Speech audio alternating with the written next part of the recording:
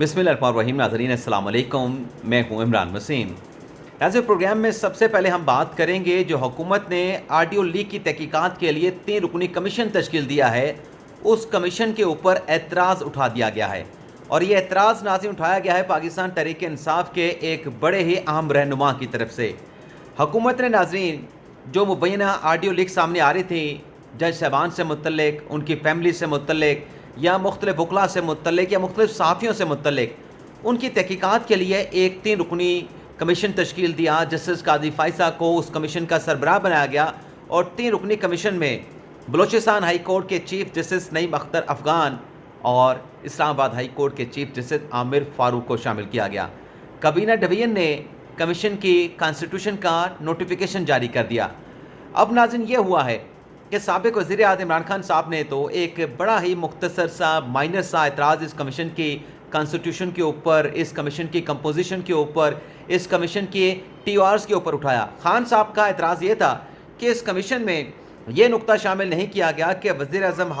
House की जो secure line थी उसकी फ़ोन टेपिंग कैसे की गई, ये फ़ोन टेपिंग किसने की, इसका ज़िम्मेदार कौन है, ये ऑडियो लीक कौन कर रहा है। तो खान साहब के इस एतराज़ के ऊपर वज़ीर दाखिला ने जवाब दिया, खान साहब को रिस्पॉन्ड किया कि ये जो कमीशन है ये हर एंगल से ऑडियो लीक की तहकीकात करेगा। ये ऑडियो टेपिंग किसने रिकॉर्ड की है, फ़ोन टेपिंग किसने की है, उसकी वेरासिटी क्या है, उसकी हकीकत क्या है, सदाकत क्या है, कमीशन मुकम्मल तौर पर बाख्तियार होगा। हर नुक्ते की ऑडियो लीक के हवाले से वो तहकीकात कर सकता है। लेकिन साथ में वज़ीर दाखिला राना सनाउल्लाह ने यह भी कह दिया कि सवाल अहम यह है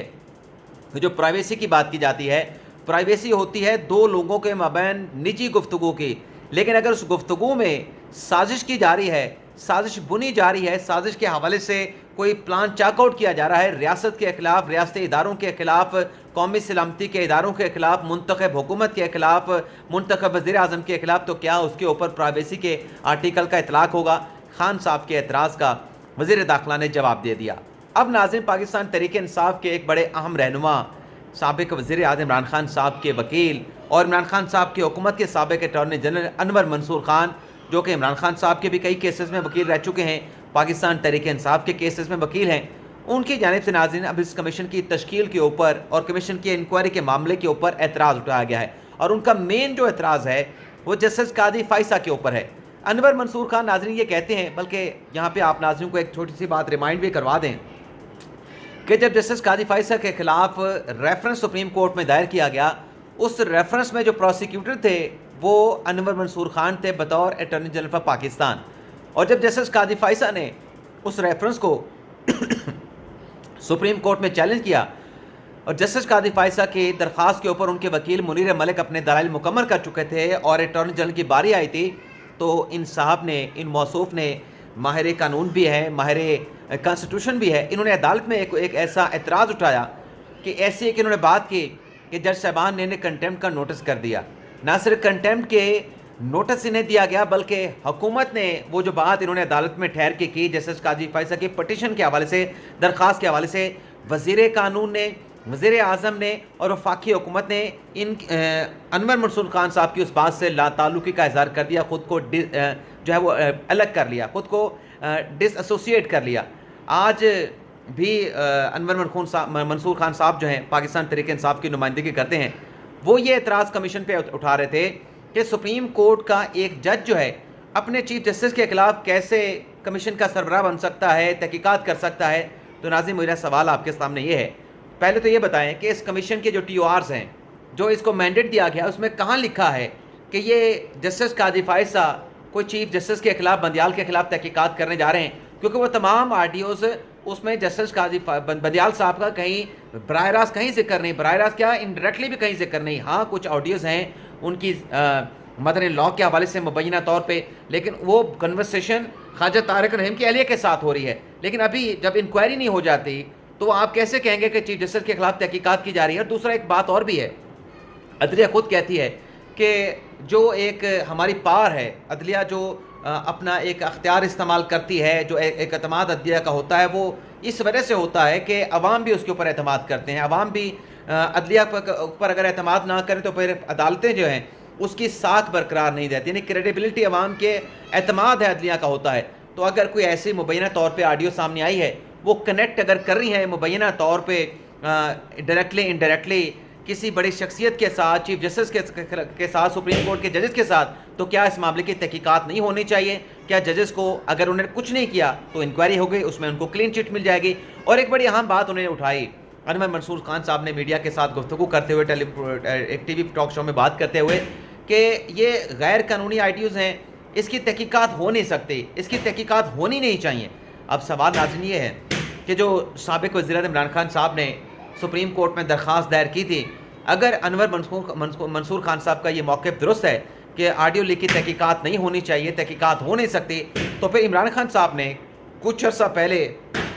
جب ان کی اہلیہ کی آڈیو لیک سامنے آئی، ارسلان خالد کے حوالے سے، اور مختلف خان صاحب کی اپنی آڈیو سامنے آئی، جب سائفر کا ڈھڈورا خان صاحب پیٹ رہے تھے، جب امریکہ کے خلاف خان صاحب بیانیاں بنا رہے تھے کہ ہم نے اس چیز کے ساتھ ایسے کھیلنا ہے ویسے کھیلنا ہے، خان صاحب نے اس کو سپریم کورٹ میں چیلنج کیا تھا۔ خان صاحب نے چیف جسٹس سے اس معاملے کے اوپر کمیشن بنانے کی درخواست کی تھی، استدعا کی تھی۔ اس وقت ناظرین جو حالات تھے، سپریم کورٹ کے رجسٹرار نے عمران خان صاحب کی اس درخواست کو اعتراضات لگا کے واپس کر دیا تھا کہ آپ نے متعلقہ فورم پہ رجوع نہیں کیا۔ آرٹیکل 184(3) کا جو سپریم کورٹ کا سو موٹو کا اختیار ہے، از خود نوٹس کا اختیار ہے، اسے اس معاملے کے اوپر ہم ایکسرسائز نہیں کر سکتے۔ خان صاحب نے ان اعتراضات کے خلاف سپریم کورٹ میں اپیل دائر کر رکھی ہے۔ اب ناظرین کچھ ہمارے سورسز اس اندیشے کا اظہار کر رہے ہیں، اس خدشے کا اظہار کر رہے ہیں کہ پہلے تو یہ جو کمیشن بنا ہے جسٹس قاضی فائصہ کی سربراہی میں، اس کو چیلنج کر دیا جائے گا، سپریم کورٹ میں مخصوص وکلاء کی طرف سے درخواستیں دائر کی جائیں گی جو پہلے دائر کرتے رہے ہیں، جو اپیجل درخواست گزار ہیں، اور یہ بھی امکان اس خدشے کا اظہار کیا جا رہا ہے کہ وہ جو درخواست اعتراض لگا کے واپس لگے تھی اور ان اعتراضات کے خلاف جو چیمبر اپیل سپریم کورٹ میں عمران خان صاحب نے دائر کی تھی، ممکنہ طور پہ کہا جا رہا ہے، خدشے کا اظہار کیا جا رہا ہے کہ ہو سکتا ہے کہ وہ اعتراضات والی جو چیمبر اپیل ہے اسے اب اس موقع کے اوپر، جب حکومت نے اتنا عرصہ انتظار کیا کہ پہلے سپریم کورٹ اس معاملے کی تحقیقات کرے، جوڈیشل کمیشن تشکیل دے، لیکن سپریم کورٹ نے کوئی قدم نہیں اٹھایا، تو اب حکومت نے یہ اقدام اٹھا دیا ہے، کمیشن تشکیل دے دیا ہے، جسٹس قاضی فائصہ کو سربراہ بنا دیا ہے، تو اب ذرائع اس خدشے کا اظہار کر رہے ہیں کہ ہو سکتا ہے کہ عمران خان صاحب کی وہ جو درخواست ہے اس کو ٹیک اپ کر لیا جائے۔ اب خان صاحب کے حوالے سے بھی ناظرین ایک بڑی اہم خبر آپ کے ساتھ ہم نے شیئر کرنی ہے۔ وہ خبر ناظرین یہ ہے کہ یہ سوشل میڈیا پہ چلا، ٹی وی ٹاک شو میں کہا گیا کہ جو سابق ڈی جی آئی ایس آئی تھے عاصم منیر شاہ صاحب، جو کہ موجودہ ہمارے آرمی چیف ہیں، جب وہ ڈی جی آئی ایس آئی تھے انہوں نے کچھ رپورٹس تیار کی عمران خان صاحب کے گھریلو معاملات کے حوالے سے مبینہ طور پہ، اور وہ رپورٹ تھی کرپشن کے معاملات کے حوالے سے مبینہ طور پہ جو الج کیا گیا، یہ رپورٹ کیا گیا۔ اب اس رپورٹ کی بنیاد کے اوپر جس میں بتایا گیا کہ آپ کی جو اہلیاں ہیں وہ ملک ریاض حسین کے ساتھ یہ لین دین، یہ پیسے شیسے، اور بزدار صاحب ٹرانسفر پوسٹنگ کی تمام چیزیں وہاں پہ پیش کی گئی خان صاحب کو، تو خان صاحب پہ اس پر ایکشن لینے کی بجائے، یعنی اب تو سوشل میڈیا پہ باقاعدہ طور پہ اس بات کا مذاق اڑایا جاتا ہے کہ اسٹیبلشمنٹ نے مجھے بتایا کہ نواز شریف کرپشن کرتے ہیں، اور بالکل خان صاحب کہتے ہیں کہ یہ بات اسٹیبلشمنٹ کی بالکل درست تھی، اور پھر سوشل میڈیا پہ یہ بھی کہا جاتا ہے کہ جب اسٹیبلشمنٹ نے ڈی جی آئی ایس آئی نے جا کے خان صاحب کو یہ بتایا کہ آپ کی اہلیہ، آپ کا جو وسیم اکرم پلس عثمان بزدار ہے، فرح گوگی ہے، باقی جو ان سے جڑے جو کردار ہیں، جو لوگ ہیں، وہ مبینہ طور پہ کرپشن میں ملوث ہیں، پیسہ بنا رہے ہیں اور کمیشن حاصل کر رہے ہیں، تو خان صاحب نے کہا کہ یہ اسٹیبلشمنٹ جو ہے وہ کچھ اور کر رہی ہے، ہماری تحقیقات کیوں کر رہی ہے؟ تو یہ بھی سوشل میڈیا پہ مذاق اڑایا جاتا ہے۔ تو اب خان صاحب نے سی این این کو ایک انٹرویو دیا جس میں ناظرین خان صاحب یہ کہتے ہیں، میں آپ کو ایگزیکٹلی ان کے جو الفاظ ہیں وہ بتا دیتا ہوں کہ خان صاحب نے دراصل اس انٹرویو میں کہا کیا ہے۔ اب آپ نے اندازہ یہ کرنا ہے کہ خان صاحب پہلے کیا کہتے ہیں اور آج کیا کہتے ہیں۔ خان صاحب نے ناظرین یہ کہا کہ مجھے عاصم منیر کے ساتھ کوئی مسئلہ نہیں، عاصم منیر نے مجھے اہلیہ کی کرپشن کے کوئی ثبوت دکھائے، نہ ہی میں نے بطور ڈی جی آئی ایس آئی استعفیٰ دینے پہ مجبور کیا۔ خان صاحب نے آگے پھر جا کے کیا کہا وہ بھی آپ کو بتاتے ہیں۔ خان صاحب یہ کہتے ہیں کہ 80% امکان ہے کہ منگل کے دن، یعنی پرسوں 23 مئی کو مجھے اسلام آباد سے گرفتار کر لیا جائے گا، میں وہاں پہ جاؤں گا۔ اور خان صاحب نے بتایا کہ مجھے تو آرمی چیف سے کوئی مسئلہ نہیں، لیکن انہیں میرے ساتھ عمران خان صاحب نے کہا کہ کوئی نہ کوئی مسئلہ جو ہے ضرور درپیش ہے۔ ایگزیکٹلی میں الفاظ ڈھونڈ رہا ہوں، وہ کہاں چلے گیا میرے ہاتھ سے نکل کے، اسکپ کر کے۔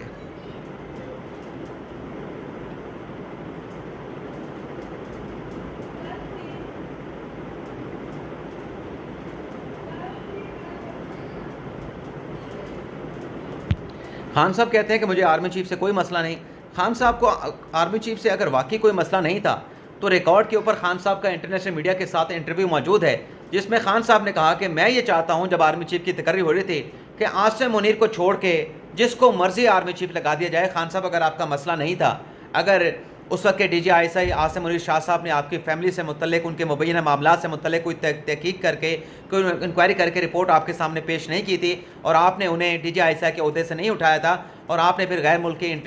میڈیا کو انٹرویو دیتے ہوئے کیوں کہا تھا کہ عاصم منیر شاہ صاحب کو آرمی چیف نہ لگائیں، باقی کس کو مرضی لگا دیں، تو آپ کا مسئلہ تو ہے، کیونکہ رپورٹ تو آپ کو دکھائی گئی تھی مبینہ طور پہ آپ کے فیملی کے مالی معاملات کے حوالے سے، کرپشن کے معاملات کے حوالے سے مبینہ طور پہ، لیکن آپ نے اس وقت اپنے گھر کے اندر توجہ دینے کے بجائے ڈی جی آئی ایس آئی کو ہٹانا زیادہ مناسب سمجھا، کیونکہ اس وقت اسٹیبلشمنٹ کی رپورٹ کو ایکسیپٹ نہیں کر رہے تھے، لیکن جب نواز شریف کے خلاف اس قسم کی رپورٹس پیش کی گئی تھیں، تب آپ کہتے تھے کہ یہ رپورٹس بالکل درست ہیں اور نواز شریف چور ہے، ڈاکو ہے، لٹیرا ہے، لیکن جب آپ کے گھر سے متعلق معاملات آپ کے سامنے پیش کیا گیا تو تب آپ نے جو ہے وہ ایک نیا لاجک، ایک نیا منطق نکال کے ڈی جی آئی ایس آئی کو عہدے سے ہٹا دیا۔ اب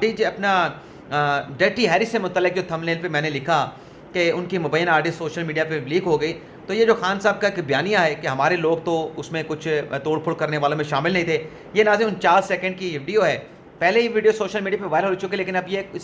اس کے کچھ اور حصہ ایڈ کر کے اس کو سوشل میڈیا پہ وائرل کیا گیا ہے۔ اب یہ سن لیں پی ٹی آئی کا رہنما کیا کہہ رہا ہے۔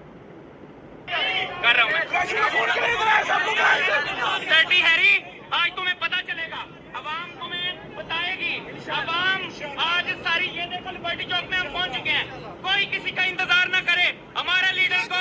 بالوں سے ہمارے لیڈر کو بالوں سے پکڑ کے گھسیٹا گیا ہے، میرے لیڈر کو بالوں سے پکڑ کے گھسیٹا گیا، ڈٹی یاری ہم تمہیں بھی اسی طرح بالوں سے پکڑ کے مرے گا، لیکن رکیں گے نہیں انشاءاللہ۔ ساری لیڈرشپ ابھی یہاں پر پہنچے، اگر کوئی بھی ٹکٹ ہولڈر فوری طور پر یہاں پہ نہ پہنچا، خدا کی قسم اسے بھی نہیں چھوڑیں گے۔ یہ خان صاحب کہتے ہیں کہ ہمارا جو ہجوم تھا وہ پرتشدد نہیں تھا، اس میں کسی قسم کا وائلنس نہیں تھا، اس میں کسی قسم کی اور باتیں نہیں تھی۔ یہ خان صاحب کی اپنی پارٹی کا عباد فاروق کس طرح سے مار دو، جلا دو، گھیراؤ کی، بالوں سے پکڑنے کی، گھسیٹنے کی، کسی کو نہیں چھوڑیں گے، کیا باتیں کر رہا ہے۔ اور یہ کمل شوذب صاحبہ کا بھی ایک آڈیو سوشل میڈیا پہ لیک ہوئی ہے، جس میں وہ 9 مئی کو کمیٹی چوک راولپنڈی میں اپنے کارکنان کو تیش دلا رہی ہیں۔ اب موصوفہ کیا کہہ رہی ہیں اپنے کارکنان کے جذبات کو بھڑکانے کے لیے کہ اگر ہر چیز آپ یہ سمجھتے ہیں کہ ہر چیز نارملی چلے گی تو پھر جاؤ گھروں میں جا کے سو جاؤ، پھر آزادی کو کہو بھول جاؤ، غلامی کی تیاری پکڑ لو۔ یہ وہاں پہ کمیٹی چوک پہ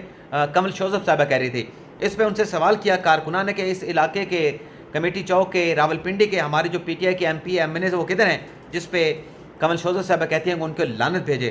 تو یہ اس قسم کے ویڈیو سامنے آ رہی ہیں، تو جتنا اپنے آپ کو یہ ڈی اٹیچ کرنے کی کوشش کر رہے ہیں 9 مئی کی واقعہ سے، لیکن اب اتنی چیزیں سامنے آ رہی ہیں۔ ویسے یہ چیزیں کیسے سامنے آتی ہیں آپ کو بتا دیں کہ پی ٹی آئی جو ہے وہ سوشل میڈیا پہ بڑی ڈیپینڈ کرتی ہے، تو وہ سوشل میڈیا کے جو واریئرز جہاں کے جب پی ٹی آئی کی ایکٹیویٹیز کو کور کر رہے ہوتے ہیں، مختلف یوٹیوب چینل کے جو یوٹیوب چینل رن کرتے ہیں، فیس بک پیج رن کرتے ہیں، تو وہ جو ویڈیوز بنا کے سوشل میڈیا پہ ڈالتے ہیں انہی سے تمام چیزیں نکالی جاتی ہیں۔ یعنی جو اپنا انہوں نے ایک سوشل میڈیا کا نیٹ ورک بنا رکھا ہے، جو خان صاحب کے حوالے سے بلے بلے والی ویڈیو بناتے ہیں، خان صاحب نے یہ کر دیا، بلانک کر دیا، خان صاحب نے وکٹیں اڑا دیں، یارکر کر دیا، باؤنسر مار دیا، کلین بولڈ کر دیا، ان سوئنگ کر دیا، وہ جب اس قسم کے احتجاجوں کی پی ٹی آئی کے ویڈیوز بناتے ہیں، وہی ویڈیوز پھر پی ٹی آئی کے خلاف استعمال ہو رہی ہوتی ہیں، اسی سے پاکستان تحریک انصاف جو ہے وہ ایکسپوز ہوتی ہے کہ کہتے تو ہیں کہ ہم پرامن احتجاج کرتے ہیں، لیکن کتنا پرامن ہوتا ہے، تو ایسی ویڈیو انہی کے چینل سے اٹھا کے سوشل میڈیا پہ وائرل ہو جاتی ہیں۔ اجازت چاہتے ہیں، اللہ حافظ۔